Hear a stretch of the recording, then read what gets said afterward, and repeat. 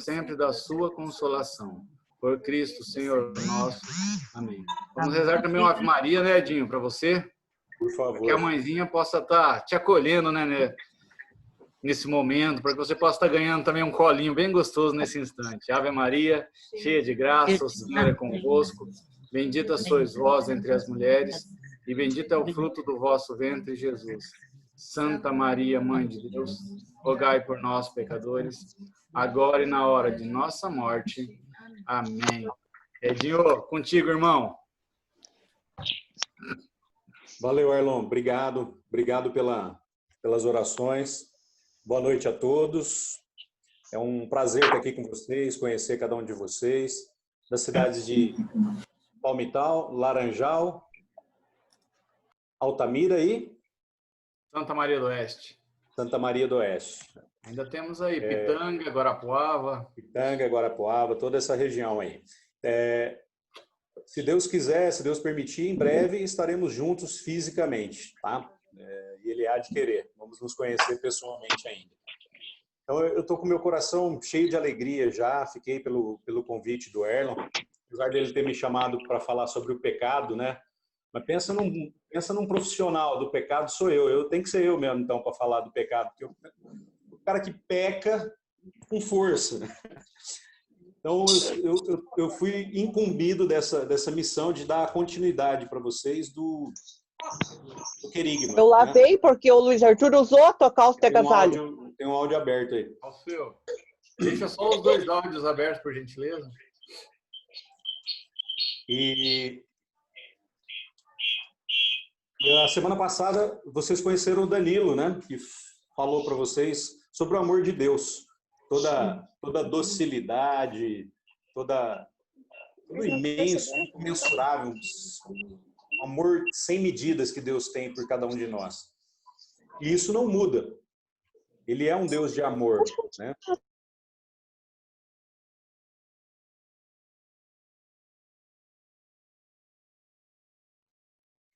Estão me ouvindo agora? Tinha sumido, né? Então, eu estava falando que a semana passada vocês ouviram o Danilo falar sobre o imenso amor de Deus por cada um de nós. Esse amor que não tem medidas, um amor incondicional, um amor eterno, um amor verdadeiro, um amor que Deus nos ama a cada um de nós como filhos únicos, filhos prediletos, filhos amados. E é assim que nós devemos nos sentir. É possível?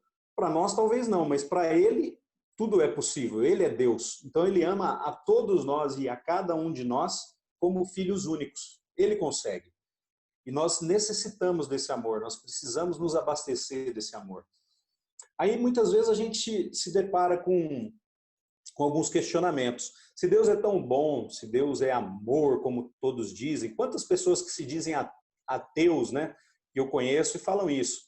Se Deus é tão bom, se Deus é tudo isso que vocês falam, como que acontece tanta catástrofe, tanta desgraça por aí no mundo? Como que Ele permite acontecer isso? Como que Deus deixa? Ele não se incomoda, Ele fica lá no trono dele sentado. Então, aí vem um dos grandes mistérios da nossa fé. E eu sempre digo assim, Deus é bom. Porque Ele é bom, Ele nos deixa plantar o que a gente quiser. Só que Deus é justo. E nós vamos colher aquilo que a gente plantou. Deus é amor. Ele nos criou no amor, pelo amor e para o amor. Só que no amor contém a liberdade. E essa liberdade é aí que começa a complicar a coisa. Nessa liberdade que o amor contém. Porque se não houver liberdade, não é amor. Vocês concordam comigo? Uma pessoa gostar da outra e forçar, obrigar ela a viver junto, a ficar junto, isso não é amor. O amor é a liberdade. Se você sabe, se você tem o passarinho para você, se você abrir a gaiola e ele não voar, ele fica ali. Não é assim? Então, Deus nos cria por amor, com amor, para o amor, mas no amor contém a liberdade.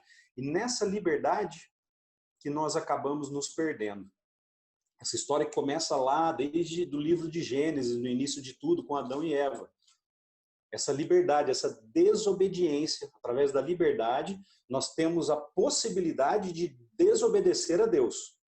porque ele permitiu isso, porque senão não seria amor. Então, ele nos criou livres por amor e nos quer livres de volta para ele, mas não forçando, porque se ele quisesse acabar com todo o mal do mundo, ele poderia nos manipular, ele é Deus, só que aí nós seríamos marionetes de Deus, só faríamos o que ele quisesse, sem a nossa liberdade, aí não seria amor, entende? Então, ele nos dá esse amor, essa liberdade, mas ele nos quer de volta para ele, mas que nós cheguemos sozinhos a essa conclusão, que nós só seremos verdadeiramente livres quando nós estivermos com as nossas vidas entregues nas mãos de Deus. Parece um contrassenso, né? Mas não é. É só experimentando mesmo. Nós só seremos verdadeiramente livres quando nós estivermos com as nossas vidas entregues nas mãos de Deus.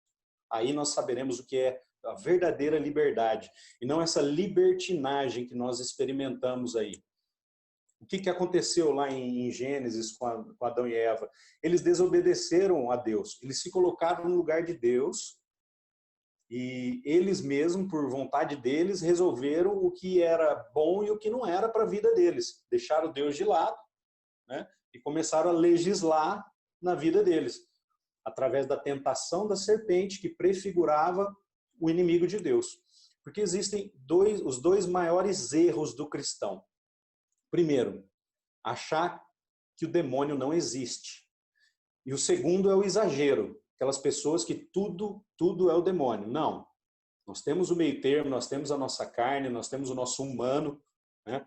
Então nós temos que saber e entender que ele existe e ele quer nos atacar, porque ele não consegue atacar a Deus.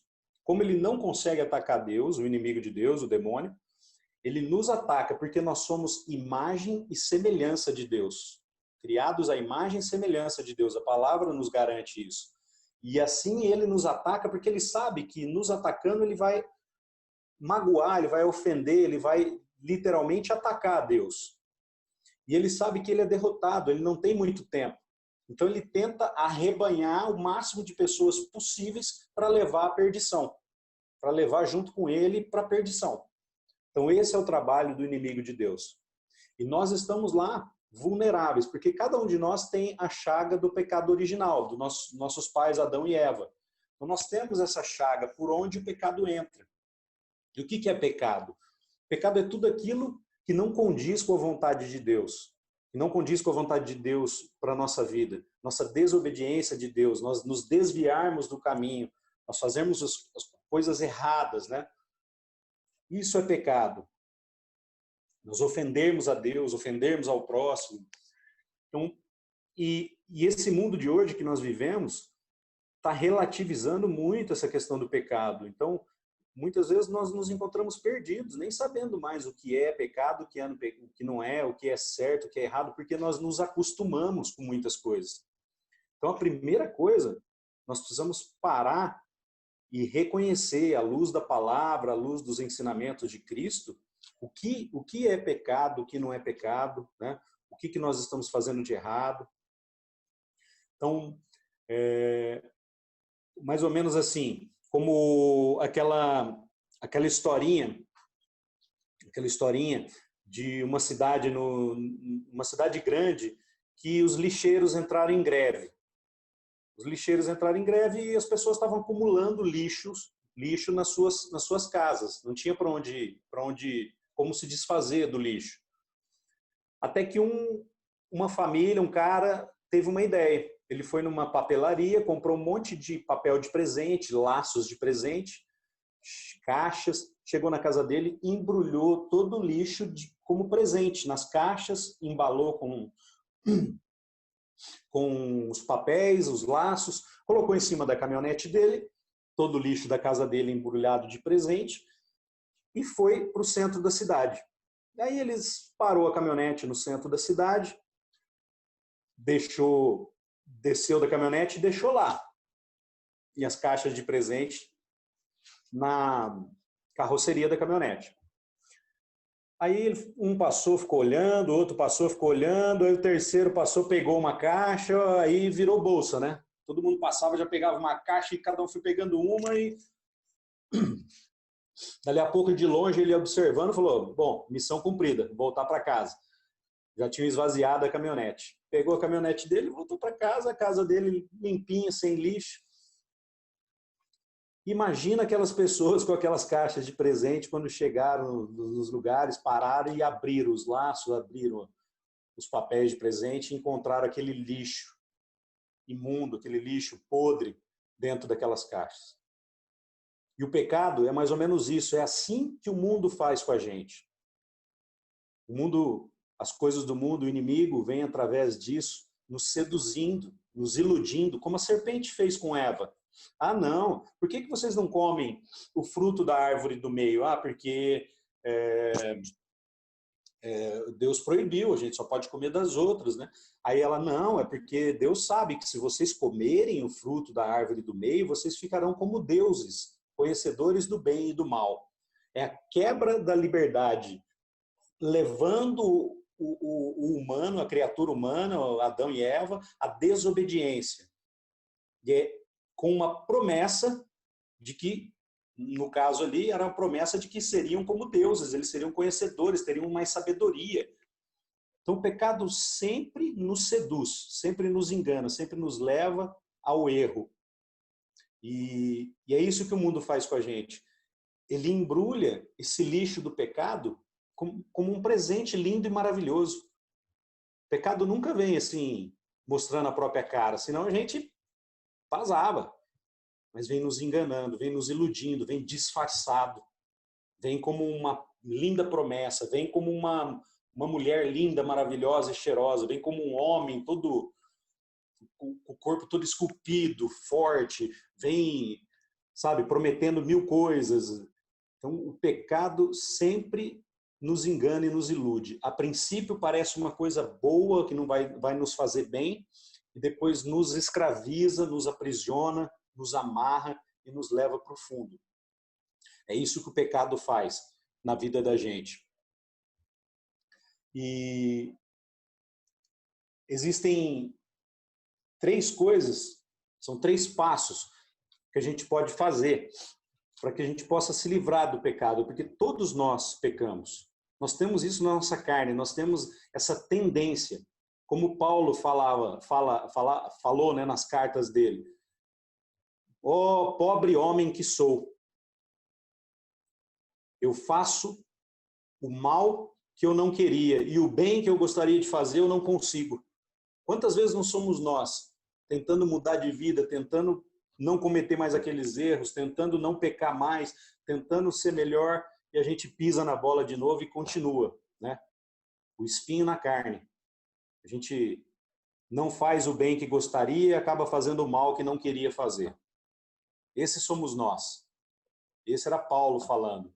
Então nós temos essa tendência na carne, porque nós temos essa chaga lá do pecado original. Então nós precisamos aprender a lidar, a lutar contra isso. Nós temos armas, temos os sacramentos que nos ajudam. Então o primeiro passo para que a gente possa nos livrar desse pecado que nos amarra e voltarmos à amizade com Deus, porque lá em Gênesis, através do pecado original, o homem foi separado de Deus, foi criado um abismo, né? Só que ali mesmo Deus já prometeu a reconciliação através de Jesus, através de uma mulher, da nossa mãe Maria, que ela pisaria na cabeça da serpente. Então, ali a gente já tinha a promessa e hoje nós temos essa promessa de Jesus, que é a ponte para nos religar, para nos fazer, nos reconectar a Deus, a essa amizade com Deus, nos levar de volta à vida plena e abundante que Ele nos prometeu. Sejam tantas vezes que nós caímos, nós temos a possibilidade de levantar, de voltar, de retornar aos braços do Pai, a intimidade com Deus. Então, o primeiro passo para a gente sair desse ciclo do pecado, que vai nos amarrando, é uma mentira que leva a outra, é um pecado que nos leva a outra, e a gente entra num redemoinho do mal, num redemoinho da morte. Como que a gente sai disso? Primeiro passo, precisamos nos reconhecer pecadores. Nos reconhecer pecadores. Ter a humildade, a simplicidade de falar, não, eu sou pecador, eu errei, eu estou errado, eu erro, eu peco, eu sou falho, né? Eu sou criatura. Nos colocar no lugar de criaturas, né? Deus no lugar dele, no centro, sendo o Senhor da nossa vida, e nós como criaturas. Nos submeter à vontade de Deus. Nos reconhecer pecadores. Aqui eu peguei uma palavra que está em primeira carta de João, que eu gosto muito de falar quando eu falo do pecado. 1 de João,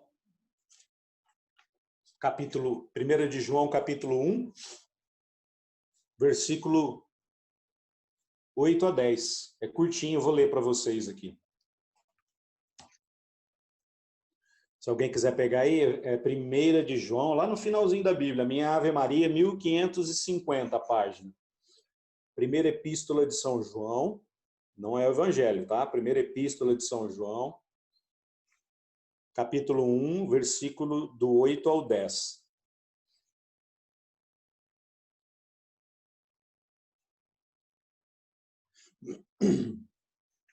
Na minha Bíblia aqui tem um subtítulo, Fuga do pecado.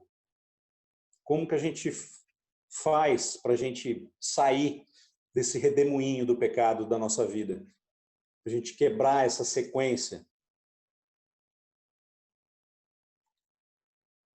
Amém? Versículo 8.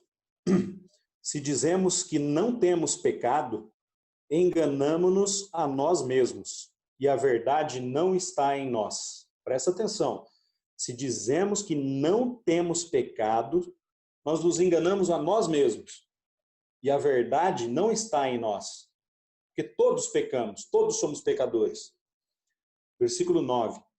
Se reconhecemos os nossos pecados, aqui poderia ter assim, porém, se reconhecemos os nossos pecados, Deus aí está, fiel e justo para nos perdoar os pecados e para nos purificar de toda iniquidade. 10. Se pensamos não ter pecado, nós o declaramos a Deus mentiroso, e a sua palavra não está em nós. Palavra do Senhor. Então, se nós dizemos que nós não temos pecado, nós nos enganamos. Nós mentimos. Porém, se nós reconhecermos, primeiro passo, se nós reconhecermos os nossos pecados, Deus aí está, justo e fiel, pronto para nos perdoar e para nos purificar de toda iniquidade, de todo mal. Então, o primeiro passo é esse. E essa palavra é espetacular, né? Com 2 versículos ali, 3 curtinhos, e que diz tudo. Esse é o segredo. Nos colocarmos com humildade, simplicidade diante de Deus, reconhecer os nossos pecados, bater no peito, como publicano. Sou fraco e pecador, sou pequeno e sem valor. Senhor, eu preciso de Ti. O primeiro passo, reconhecer os seus pecados, se reconhecer pecador. Segundo passo, nos arrepender. O arrependimento, verdadeiro arrependimento, aquele que vem do íntimo, do fundo do coração. O que é arrepender? O que é se arrepender? Se arrepender é que se possível fosse voltar atrás de toda a força, de todo o coração, eu não cometeria aquele pecado, eu não faria aquilo que eu fiz. Isso é nós nos arrependermos verdadeiramente.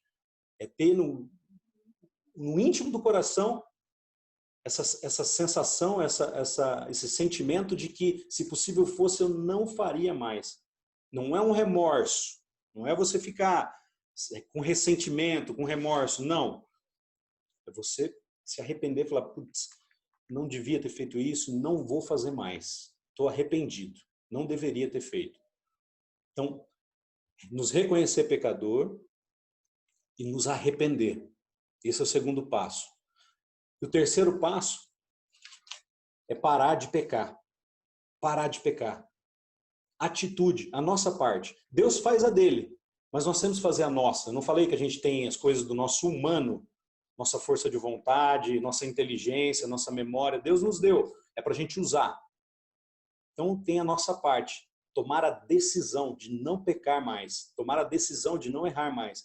Mesmo que aconteça, mesmo que a gente caia de novo, porque acho que é Santo Agostinho ou São Francisco, não lembro, que dizia, Santo Agostinho, santo é o pecador que não desiste nunca. Santo é o pecador que não desiste nunca. Eu quero ser santo, eu não sei vocês. Eu sou falho, eu erro, como eu disse, eu sou profissional nessa matéria, mas eu não vou desistir. Eu não vou desistir. Eu caio, levanto, caio, levanto, caio, me arrependo, levanto. Sabe? Tem gente que a gente conversa e fala, se Deus é misericordioso desse jeito, nos perdoa, eu vou aproveitar minha vida. Depois, né, não teve lá o bom ladrão, aos 45 do segundo tempo, teve um lero-lero com Jesus ali e foi com ele para o paraíso. Eu vou curtir minha vida, vou aprontar, vou gandaiar, vou bagunçar. Depois eu me vejo com Deus. Aí eu te lanço uma pergunta. Quanto tempo você tem? Quanto tempo você tem? Você sabe quando você vai ser chamado por Deus? Você sabe quando você vai ser chamado para prestar conta? Eu não quero correr esse risco. Eu quero estar reconciliado com Deus. Eu quero estar reconciliado comigo mesmo. Eu quero estar reconciliado com meus próximos quando essa hora chegar. Mesmo que eu caia, mesmo que eu derrape o mais rápido possível, eu já reconheço, me arrependo e retorno ao colo do Pai.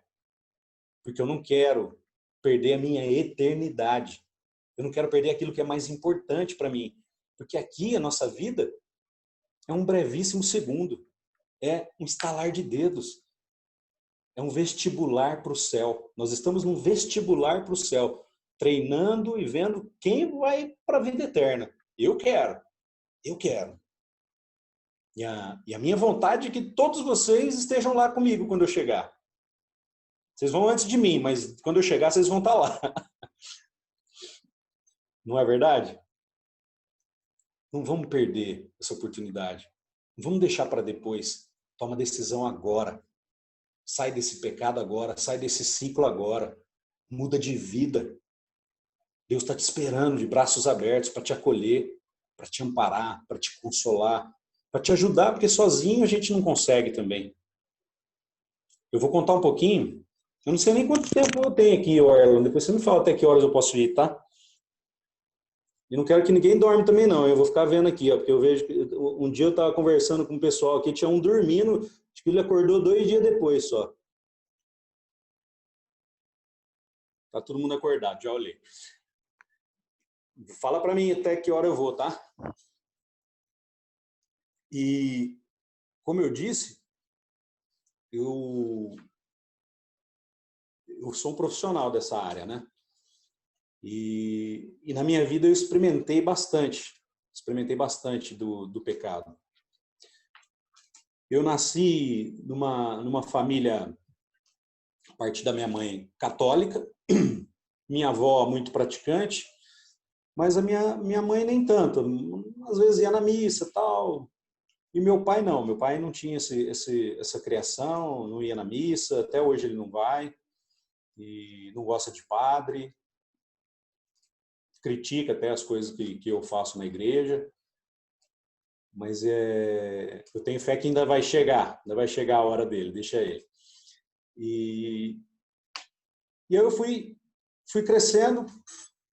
Até uma certa idade, minha mãe ainda conseguia me arrastar na missa quando ela ia. Depois de um tempo, a gente tem o exemplo do pai que não ia, comecei a me debandar, né?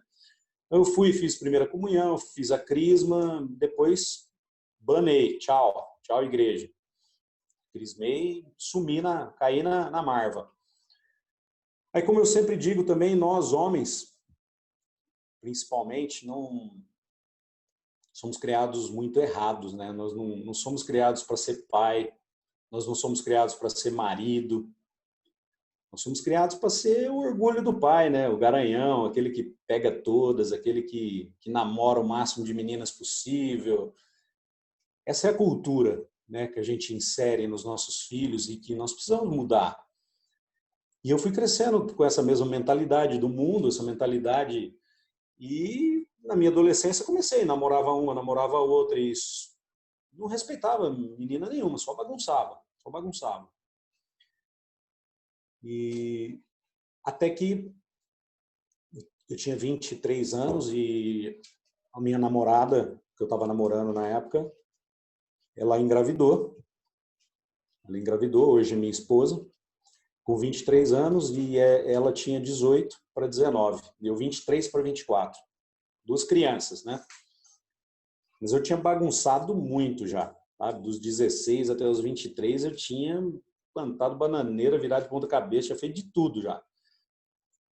E Deus longe de mim, longe da minha vida. Era bebida, cigarro, experimentei algumas drogas, não me dei bem com drogas, acho que Deus falou, não, isso aqui não é para você.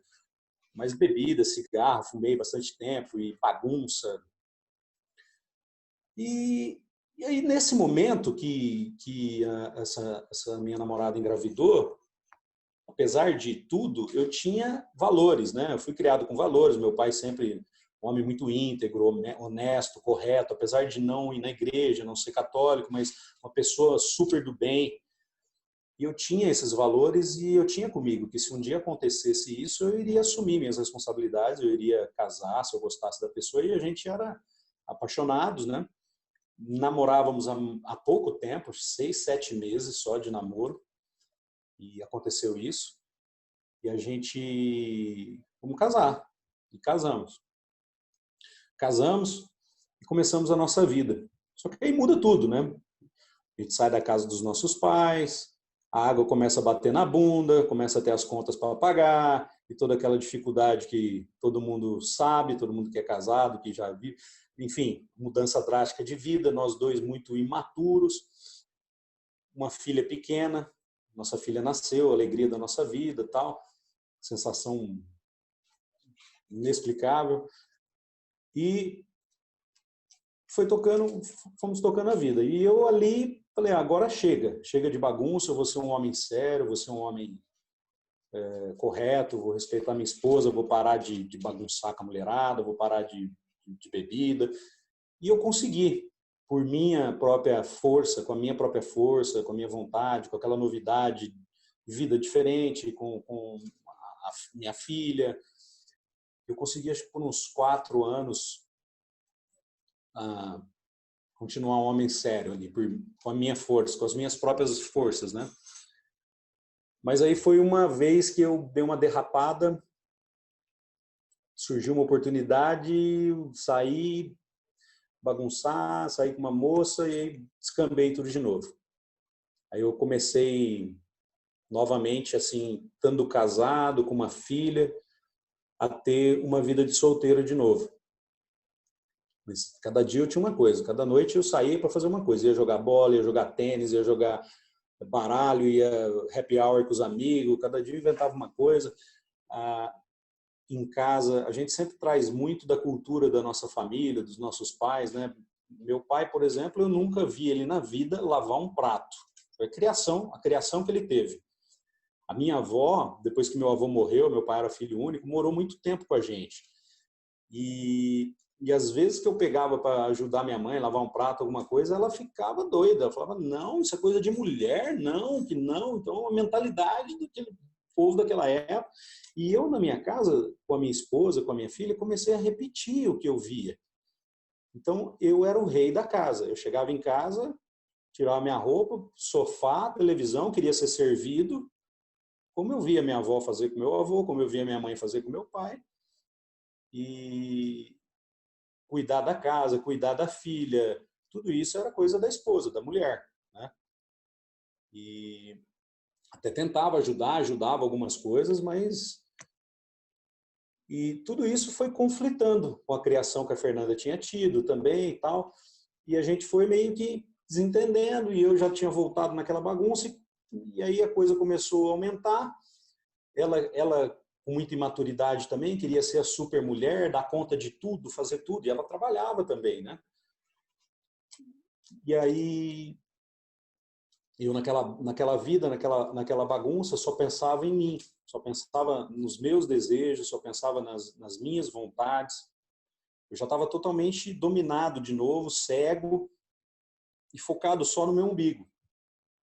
Quantos de nós já não vivemos essa fase, ou em fases de nossa vida não vivemos assim? Nós só enxergamos as nossas vontades, os nossos desejos, como que se tivéssemos com as escamas nos olhos. E assim eu fui vivendo, e aquela máxima de quem procura acha, né? Uma bagunça aqui, uma bagunça ali, outra aqui, outra ali. A bagunça mesmo. E mentira. Mentira para cá, mentira para lá. E uma mentira que vai chamando outra, que vai chamando outra, a gente vai se enrolando, porque o inimigo é assim. Ele vai dando corda, vai dando corda. Numa dessas andanças minhas, uma coisa que eu achava que não ia acontecer, me envolvi com uma outra pessoa e me apaixonei. Me apaixonei por uma outra pessoa. Porque miséria é pouco, é bobagem, né?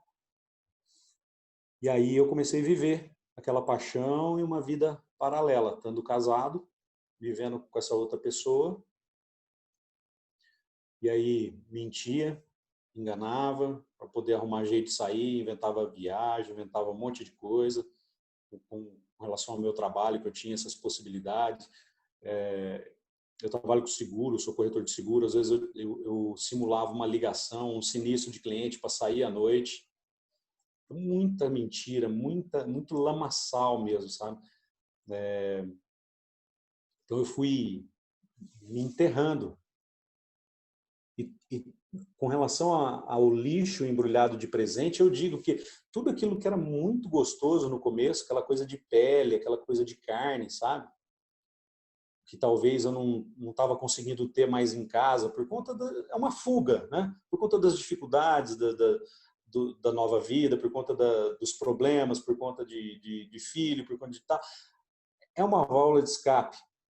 Uns caem para jogatina, outros caem para bebida, outros caem para busca pelo prazer, outros caem... São vários escapes. E eu caí nisso, que é o meu ponto fraco, né? A gente tem que se conhecer, tem que saber aonde a gente é vulnerável, qual que é o calcanhar de Aquiles, qual que é o espinho da nossa carne. E viajei, sabe? Eu queria, na minha cabeça, eu queria deixar minha esposa, minha filha e viver aquele amor, viver aquela paixão. Só que eu não tinha coragem. Eu não conseguia. E por vezes eu tentei romper com aquela pessoa para voltar a viver com a minha esposa, né? Não durava uma semana. Não durava uma semana, eu não conseguia. Porque eu não tinha ninguém, eu não tinha Deus, eu era sozinho. Com as minhas próprias forças, eu não conseguia sair dessa situação. E ao mesmo tempo que tudo no início era muito bom, depois foi virando um inferno. Sem hipocrisia, porque eu sei que eu fiz muito mais sofrer, minha esposa, minha filha, do que sofri. Mas mesmo eu naquela situação, eu estava sofrendo. Veja só que paradigma. Eu estava lá no bem bom, que muita gente, né, queria, uma vida que muita gente queria ter, uma vida que muita gente almeja, uma vida que muitos homens têm, muitas mulheres também hoje têm. Mas eu estava sofrendo. Não estava bom mais. Eu estava preso. Eu não conseguia ir nem para um lado nem para o outro. Eu estava em cima do muro ali. E em cima do muro nós já somos do inimigo. Veja só. Essa é a minha história. Eu estou contando a minha situação, que é com essa situação específica. Mas transfere nas situações que você passa na tua vida. Nas dificuldades, nos erros que você passa na tua vida. Talvez não seja o mesmo, mas são outros. Mas os mecanismos são iguais. Os mecanismos são os mesmos. São as táticas, as estratégias do inimigo na nossa vida. E eu era vulnerável, totalmente vulnerável. Não conhecia Deus. E eu estava nessa situação e pensando até em fazer besteira já, porque eu não conseguia me desvencilhar nem de um lado nem de outro. E uma angústia, uma coisa... Até que um dia eu fui em uma festa de casamento com a minha esposa e de uma amiga que estudou com ela, e chegando lá, nós ficamos na mesa com outra amiga dela e o marido que eu digo que era da mesma laia que eu, a mesma laia, né? Eu falo até piorzinho que eu, ele era piorzinho que eu. E ele tinha mudado, ele não estava nem bebendo, ele estava diferente, cara.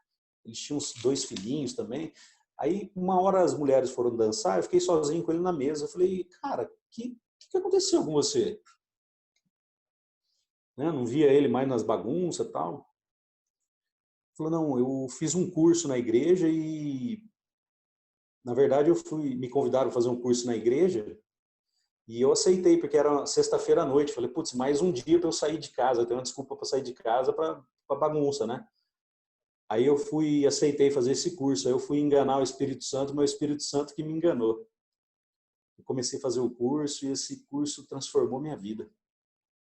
E deu o testemunho dele para mim. Começou a contar como que as coisas aconteceram. Meu, aquilo parece que foi abrindo a minha mente, assim, sabe? Uma esperança, uma coisa. Eu falei, sabe por que eu estou falando isso para vocês aqui? E falo onde me chamam?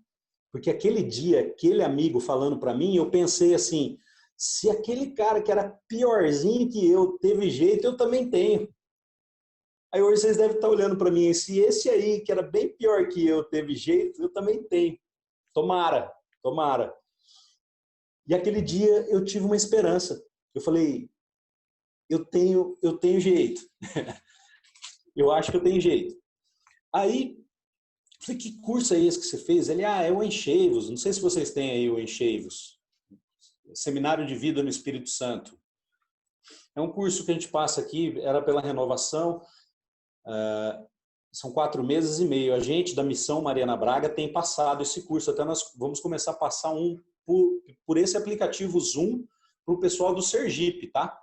Fica aí, Erlon, não sei se o Fontolan conversou com você, fica aí a dica também de uma formação mais extensa, se vocês quiserem, futuramente, tá? E aí ele falou que ele fez esse curso, e foi esse curso. Eu falei, cara, e como que eu faço? Eu quero fazer esse curso também. Ele falou, não, eu tenho que dar um nome. Ele é de 4 em 4 meses. Assim, dura 4 meses, 4 meses e meio. Então ele tem um por semestre. Ele falou assim, acabando esse semestre, vai começar outro. Aí eu vou pôr teu nome lá e tal. Eu falei, beleza.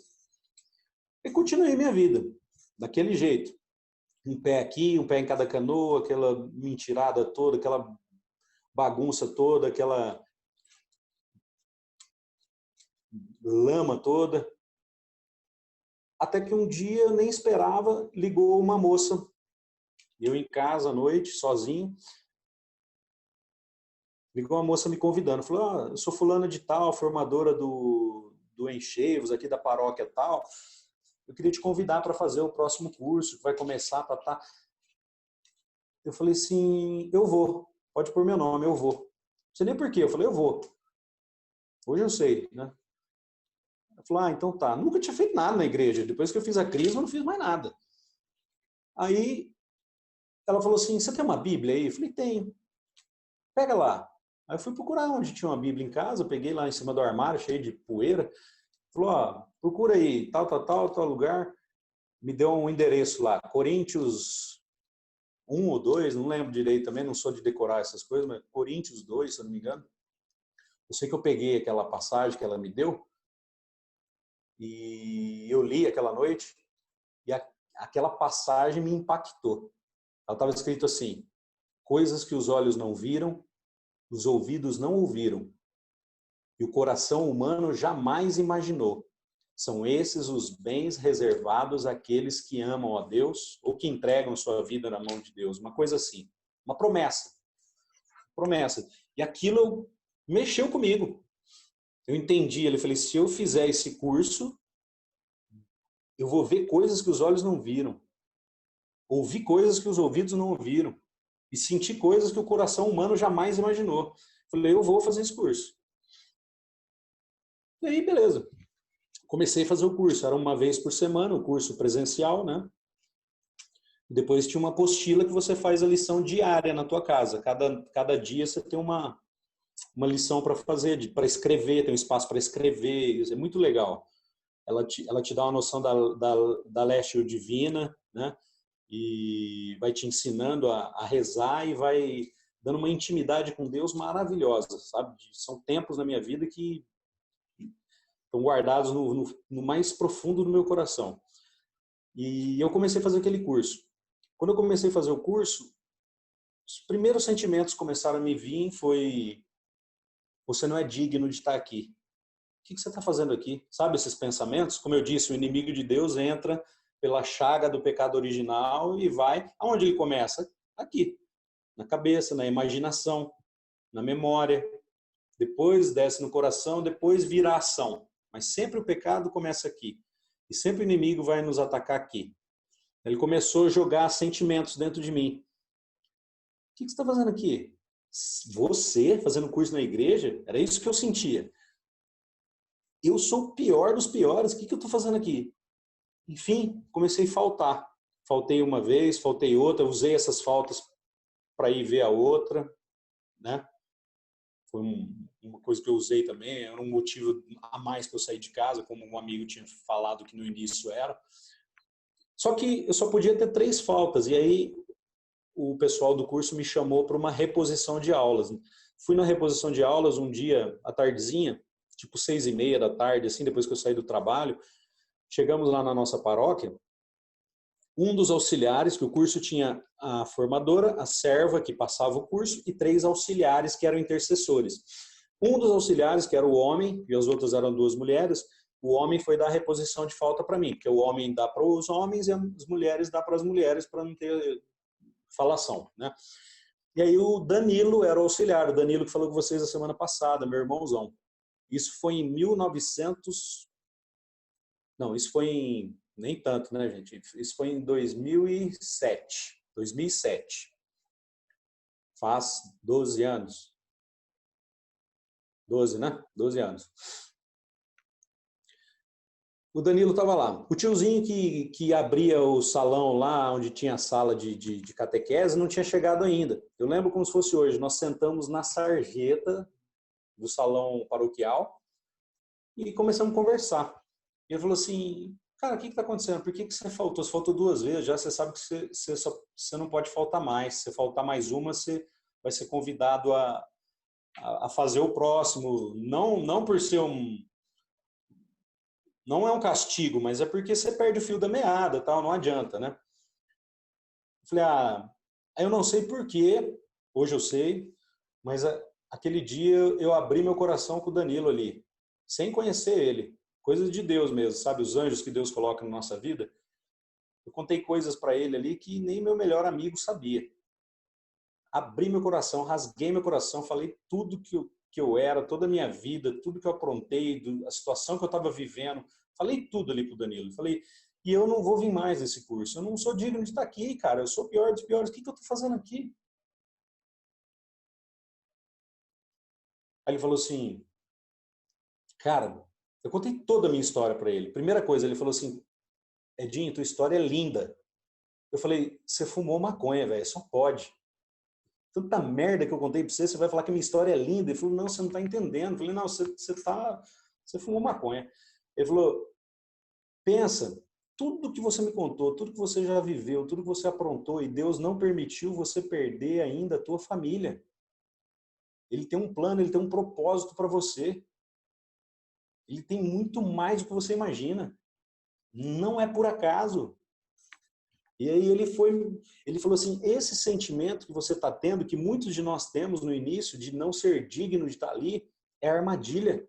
É a armadilha que o inimigo vai colocando para nos afastar. Por quê? Como eu disse, o inimigo existe. E ele quer nos afastar de Deus. E é assim que funciona. Eu era do lado dele, eu era do lado negro da força, né? De repente, ele está tranquilinho comigo lá. De repente, ele me vê caminhando para a luz. Ele fala, opa, tô perdendo uma ovelhinha negra aqui, ó, volta aqui. Ele vai trabalhar. E ele começa a trabalhar. Eu não sou digno. O que eu tô fazendo aqui? A gente esquece que Jesus veio não para os que estão bem, veio para os doentes, veio para nós, veio para os pecadores. Às vezes a gente vê na igreja e fala, o que aquele cara está fazendo lá? Como muitos que me viam deviam ter pensado. Ele está no melhor lugar. Ele está onde ele precisava estar. E você está lá também. Muita gente pode estar falando isso de você, sabia? Mas graças a Deus você está. Graças a Deus ele está. Lá é o nosso lugar. Lá é o lugar de quem precisa, de quem se reconhece pecador. De quem entende que necessita disso, dessa força para sobreviver. E aí o Danilo falando me abriu a mente, falou, é verdade, tem sentido o que ele está falando, né? Ele falou assim, ó, a próxima semana nós vamos ter um momento especial, vai ter fusão do Espírito Santo. Quanto tempo você não se confessa? Eu já estava casado há 10 anos. E eu falei, cara, me confessei para casar, 10 anos atrás, mas nem sei se valeu, porque eu estou aprendendo agora, né, no curso o que é confissão de verdade, mas eu confessei pro forma, né? Só para casar, porque tinha que confessar, mas falou, procura um padre. Me falou uma igreja que o padre ficava todo dia lá atendendo confissão à tarde e tal. Se prepara essa semana, depois de você confessar, tenta ir na missa mais de uma vez na semana para se preparar, porque na semana que vem vai ser muito especial, tal, sabe? E me instigou assim, eu falei, cara, eu vou fazer isso. Eu tô na merda mesmo, sabe? Eu tô em cima do muro aqui, eu não consigo ir para lá nem para cá, eu vou fazer. Aí eu fiz uma oração. Acho que foi a primeira oração que eu fiz na minha vida. Eu olhei para o céu assim e falei, Senhor, se o Senhor existe mesmo, muda a minha vida. Muda a minha vida. Desafiei Deus ali. Na minha arrogância, na minha prepotência, na minha autossuficiência. Sim, mas foi uma oração, porque foi do coração. Era a verdade do meu coração que eu estava falando. Se o Senhor existe, que eu não sabia. Estava tentando experimentar. O Senhor muda a minha vida. Hoje, conhecendo um pouquinho mais desse Deus, eu fico imaginando ele lá em cima recebendo essa minha oração, né? Ele deve ter olhado para mim assim, menininha arrogante, prepotente, bobinho. Mal sabe você que era só isso que eu precisava, né? Porque quando a gente dá uma brecha que seja desse tamanho, uma brechinha que seja para Deus, seja na nossa arrogância, na nossa prepotência, autossuficiência, não importa. Ele não perde oportunidade. Ele entra, invade o nosso coração, inunda o nosso ser e transforma a nossa vida e a nossa história. E ali eu comecei a sentir algo diferente. Passando em frente da igreja, que o Danilo falou que o padre ficava atendendo confissão, eu estava com a minha moto, eu lembrei, eu falei, agora ou nunca, né? É o seminário daqui de Prudente. E aí eu entrei com a minha moto, dentro do seminário lá no estacionamento, e fiquei naquela, né? Vou, não vou, o que eu vou falar para esse padre?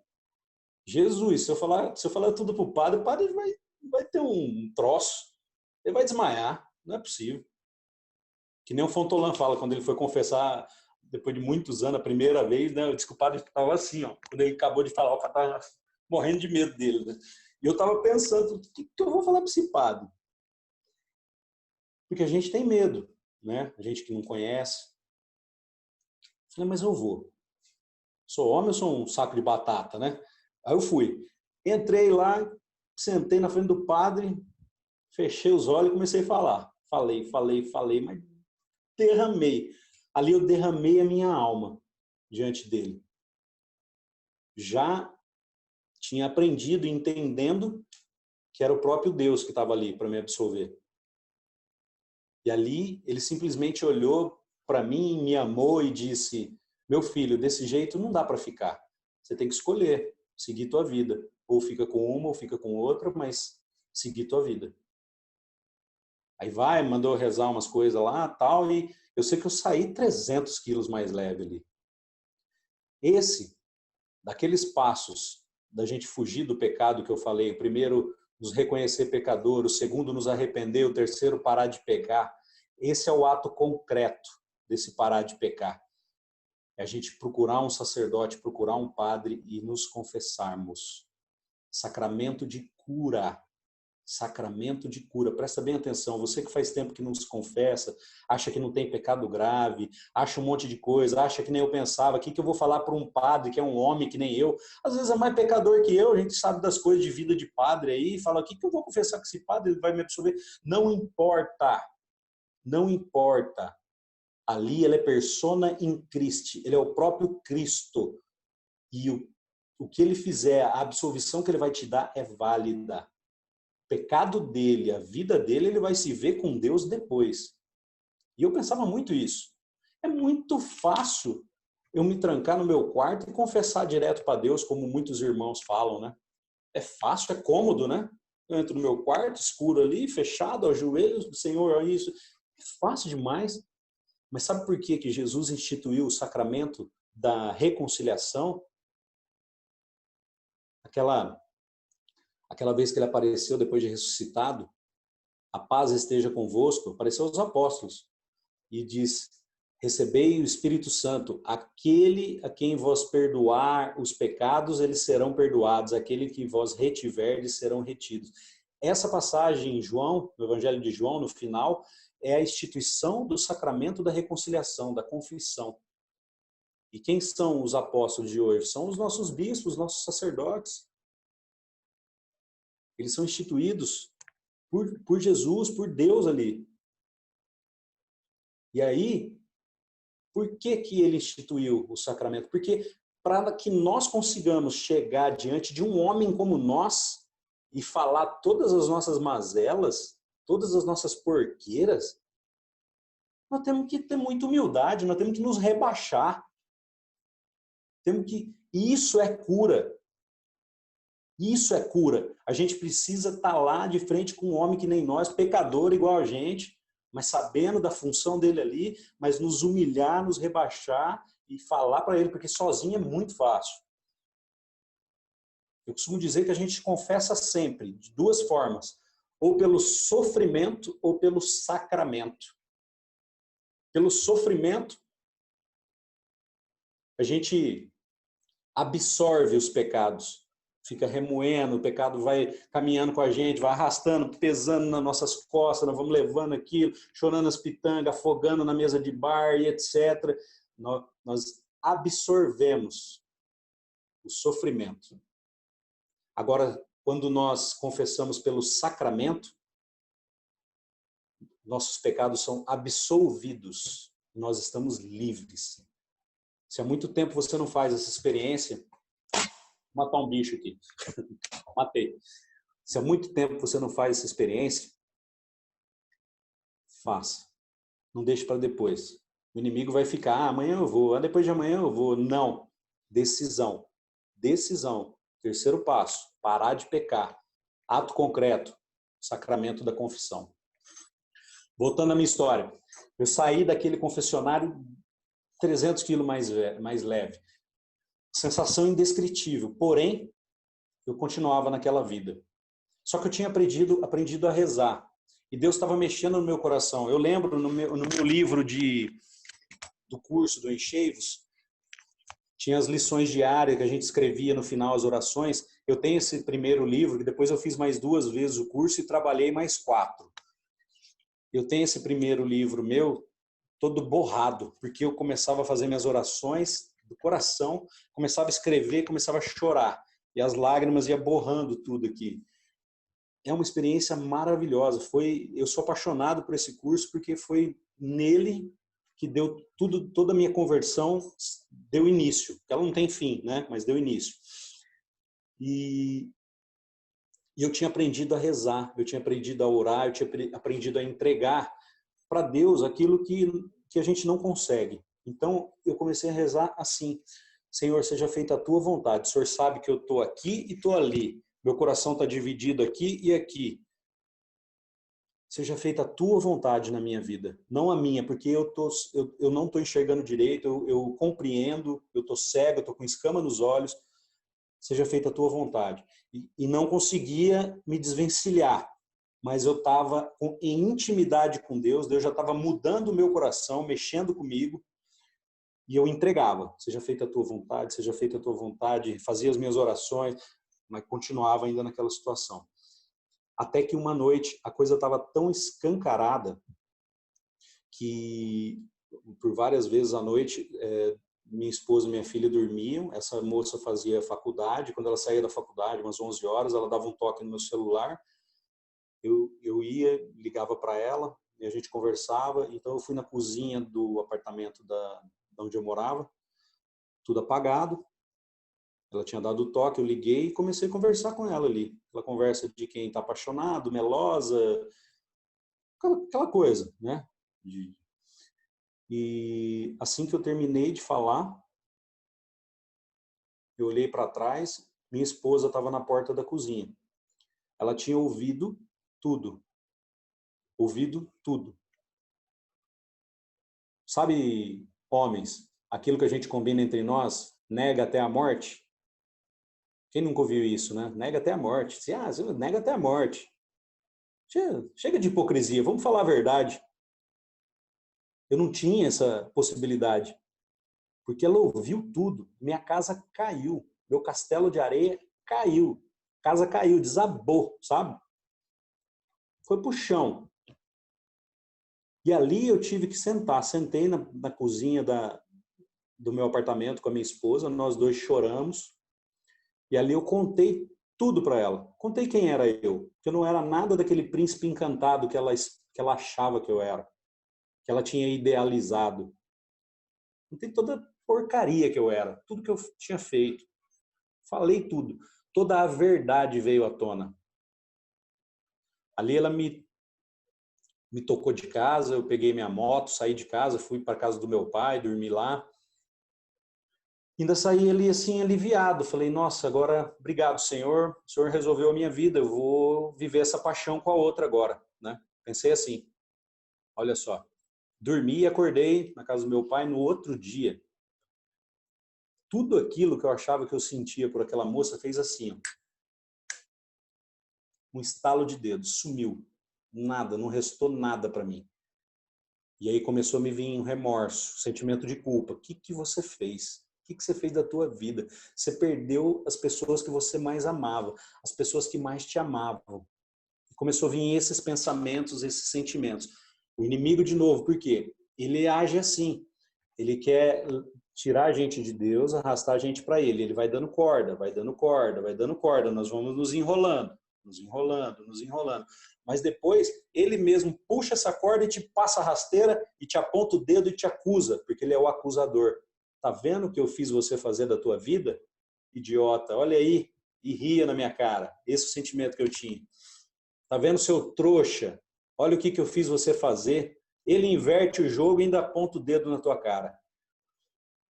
E ali eu tinha duas saídas. Uma, a de Judas. Me afogar no remorso e na culpa. E talvez até dar cabo da minha vida. E a outra, a de Pedro. Que é acreditar na misericórdia de Deus e correr atrás. E ter o coração curado. E eu já estava nesse processo. E ali, tudo aquilo que eu sentia por aquela moça, não sentia mais nada. Nada. Não sentia nada. Era pura ilusão, tudo ilusão.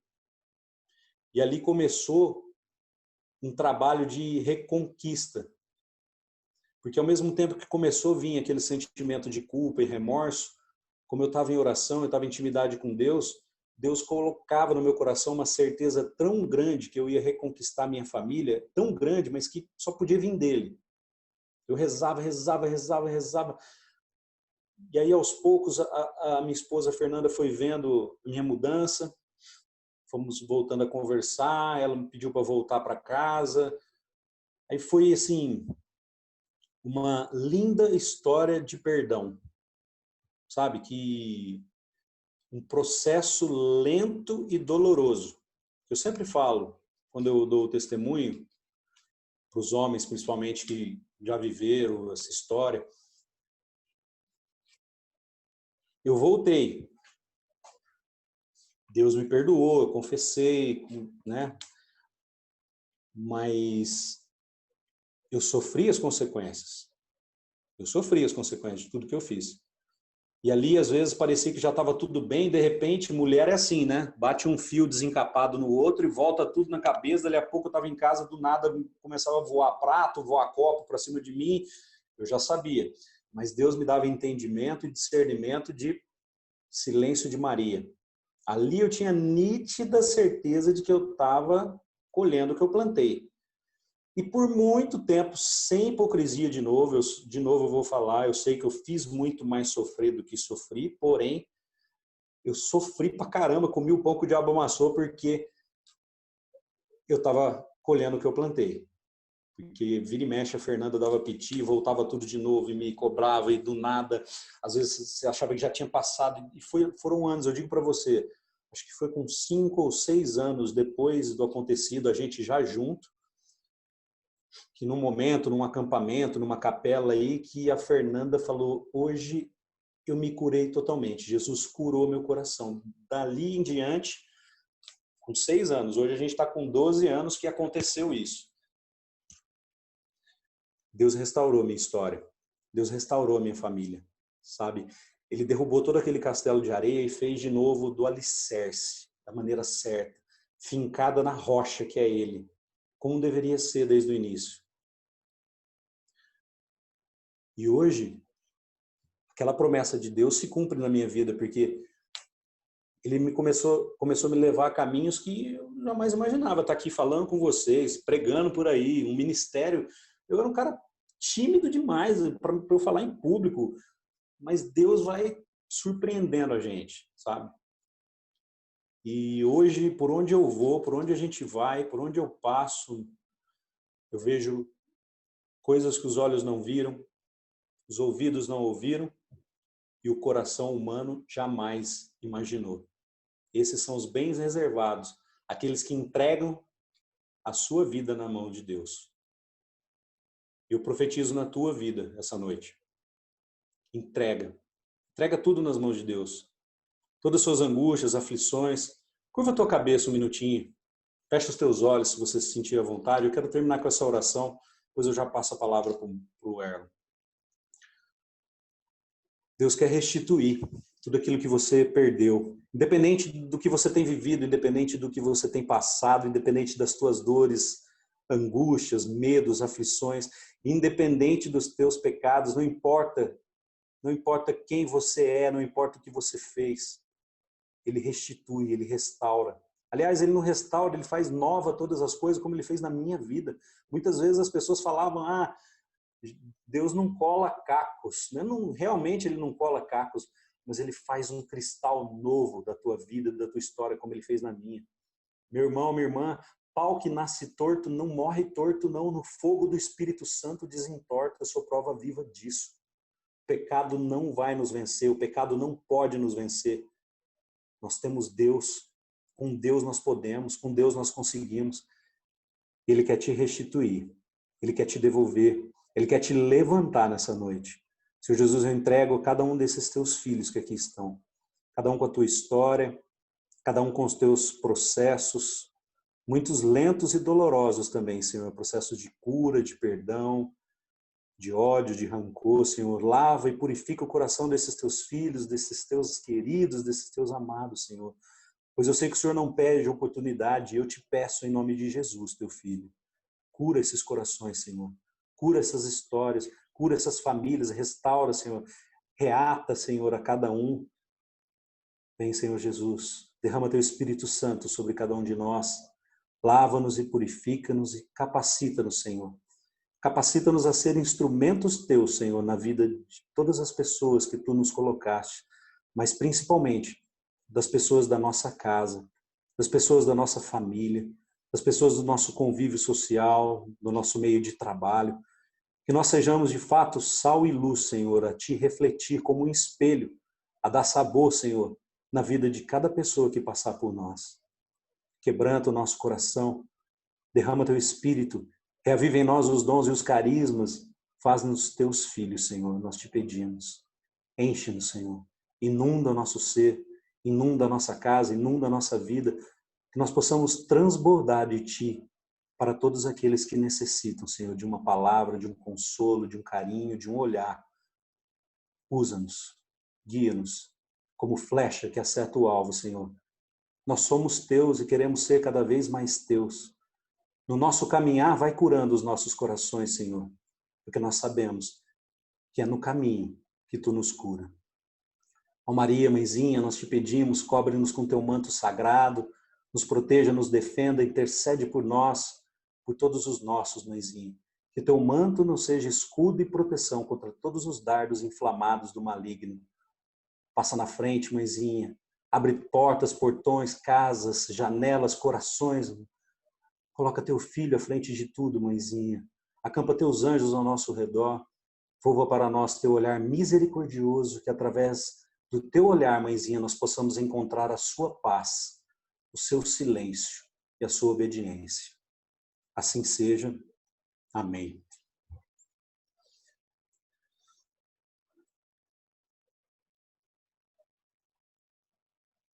Amém. Liberou? Liberou. O seu, você acho que tem uma música, consegue liberar a música, o seu? Pra gente? Conseguiu a música? Beleza. Essa música é para mim e para vocês também, tá? O seu, nosso DJ, vai colocar.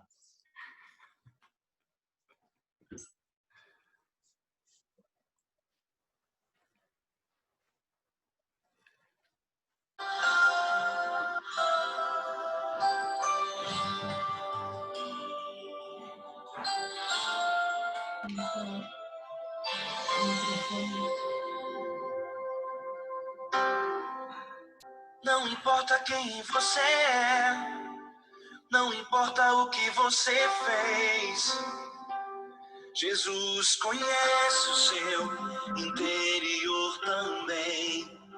Quantas vezes você caiu tentando acertar, mas a tristeza e o desespero te fizeram chorar. Não importa pra onde você foi, se na escuridão da noite Ele apaga o seu passado e não desiste de você.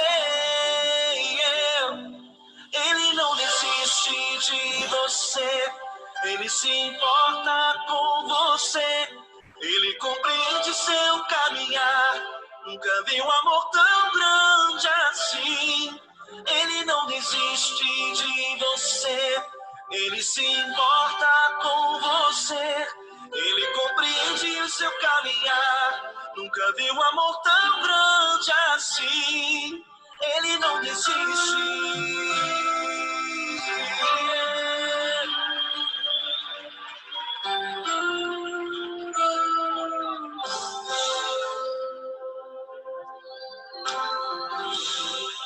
Não importa quem você é, não importa o que você fez, Jesus conhece o seu interior também. Quantas vezes você caiu tentando acertar, mas a tristeza e o desespero te fizeram chorar. Não importa pra onde você foi, se na escuridão da noite Ele apaga o seu passado e não desiste de você.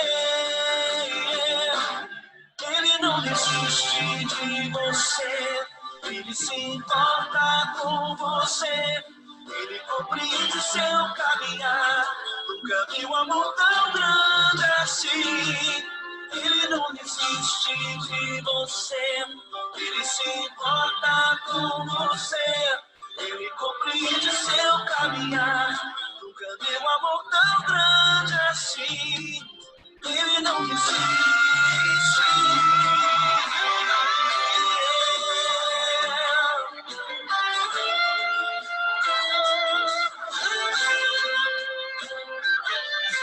Ele não desiste. Ele não desiste. Ele não desiste.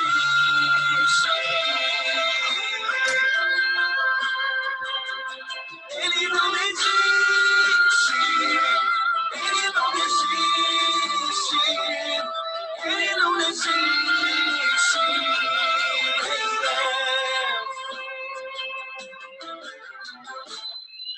Não importa pra onde você foi, se na escuridão da noite ele apaga o seu passado e não desiste de você.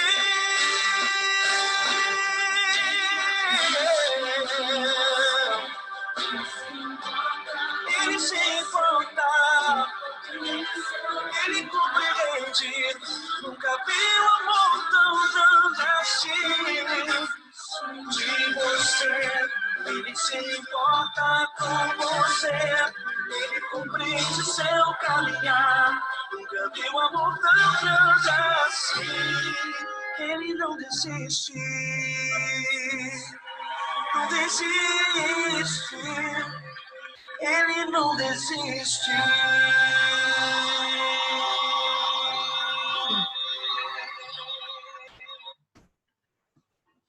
Amém. A gente teve a proposta de passar o querigma, né? Foi até engraçado o Edinho falando aí, eu tava lembrando do Fontolã. Que aí eu falei para ele, ó, a gente tem que falar do amor de Deus, a gente tem que falar do pecado. Ele disse, não, pecado já tem o cara. Pecado já sei. Pecado já tem o cara certo para falar do pecado, porque é dele a palestra. Aí a hora que ele falou, eu falei assim, eu já sei quem é, cara. Eu falei, você vai jogar o Edinho na fita, né? Eu falei assim, é o Edinho.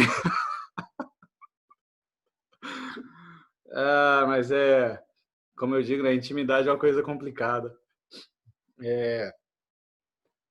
Eu tenho comentado às vezes com vocês que esse período de pandemia, essas ideias de formação, Deus tem aproveitado para fazer uma reconstrução, né? Ele está reconstruindo a cada um de nós de dentro para fora. A gente cansa de falar, a gente está indo no acampamento para trabalhar para Deus, né? O Danilo já falou para a gente que não, a gente está indo para servir ao próximo. E a gente já tem a consciência de que existe um período de reconstrução. Deus começa a nos reconstruir de dentro para fora. Ele falou do amor, do tanto que Ele nos ama. Aí vem o Edinho, conta toda essa história dele, que não é muito diferente da minha, não é diferente nadinha da do Fontolã, que também é uma história de arrebentar. Não é diferente da minha, da sua aí, que está assistindo a gente, que está acompanhando esse bate-papo.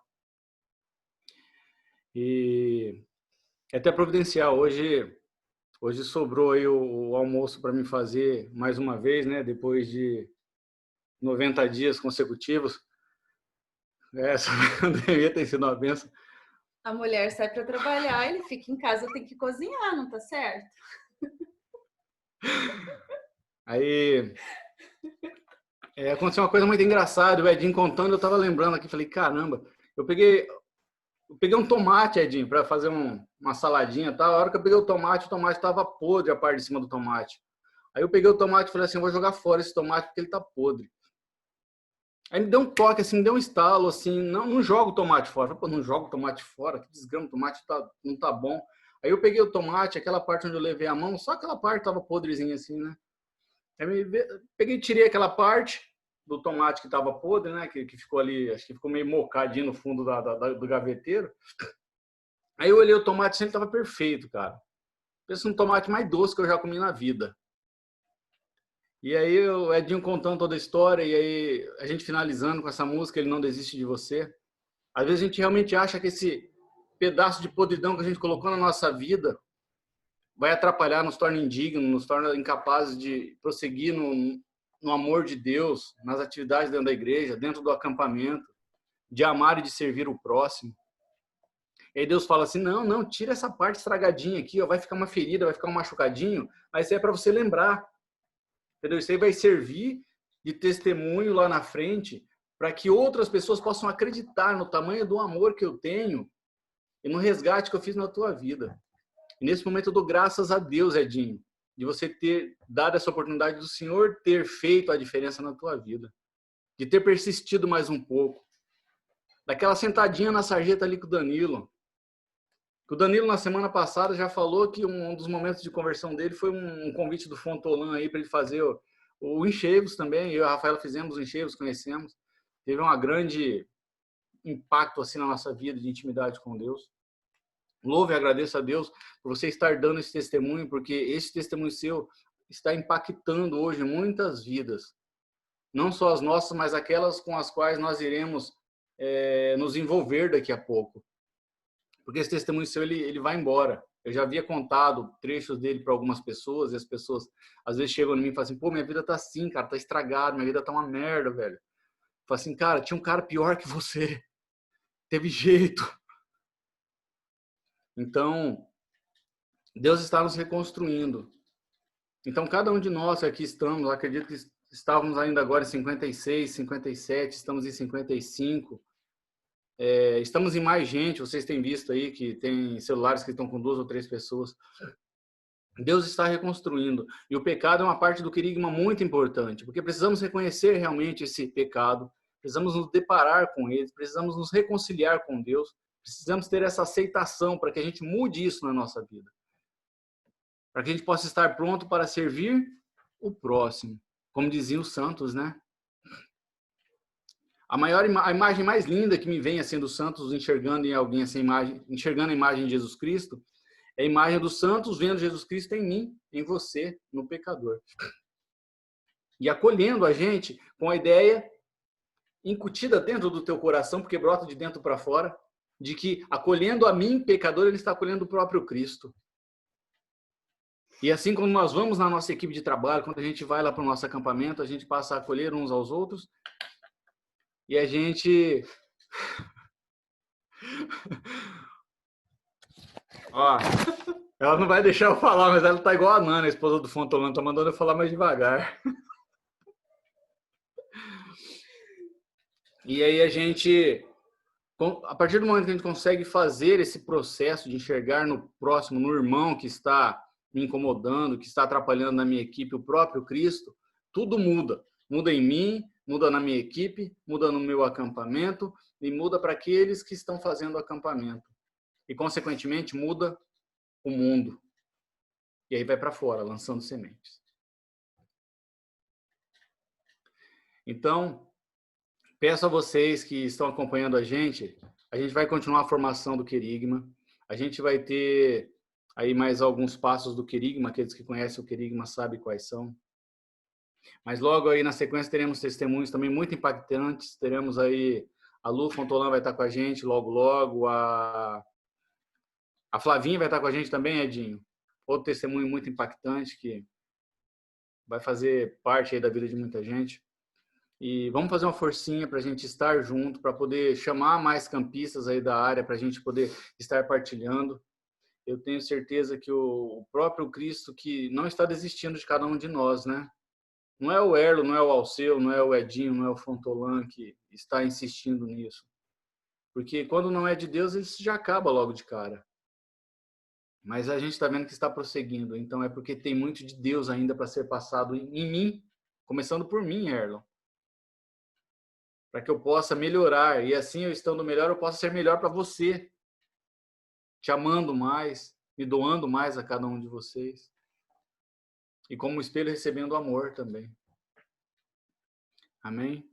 Eu não sei se os padres estão com a gente essa noite, ou se você está acompanhando aí. Não viu o Padre Paulo, não viu o Padre Érico, não sei se eles querem dar uma bênção. Eu não vi também, Erlo, se eles estão. Tinha um outro padre que queria acompanhar a gente hoje, o Padre Luiz, eu também não sei se ele entrou.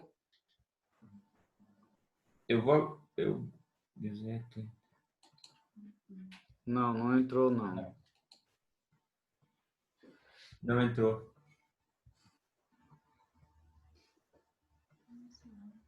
Então a gente vai encerrar. Nós começamos às 8h40, às 8h10, 8h15 mais ou menos, agora são 9h30. Né? Eu quero agradecer novamente. Primeiro, agradecer a Deus, né, pela oportunidade de estar partilhando o testemunho de vida do Edinho. Agradecer a Deus pela vida do Edinho, pela vida dos missionários da Missão Mariana Braga.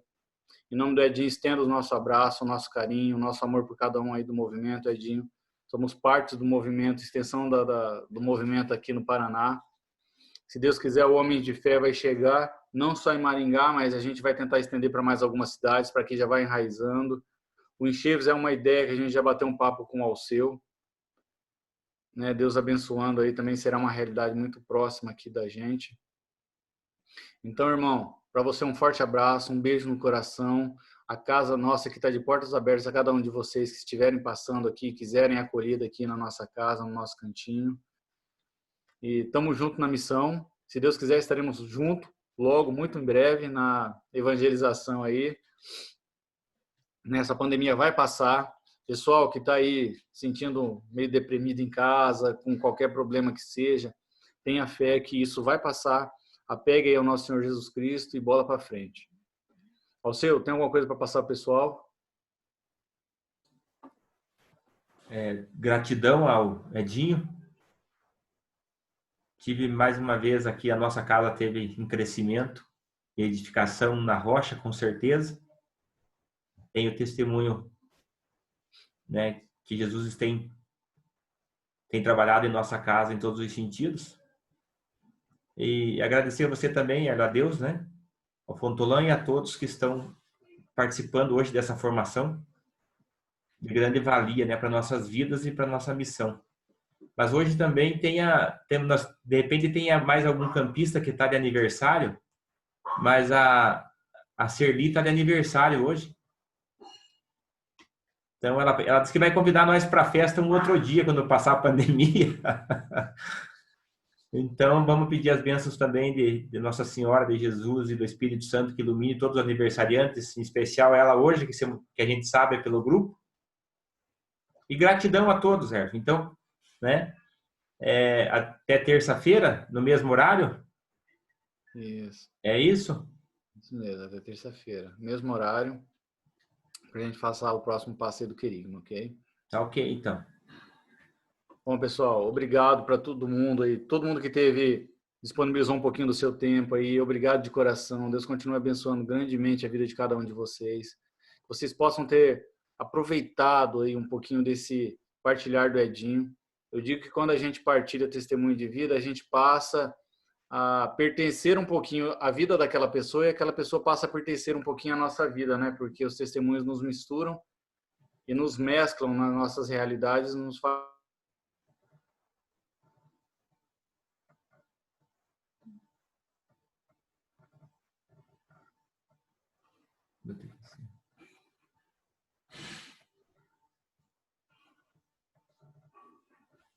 Tá travando. Abre o teu celular para ver se tá funcionando.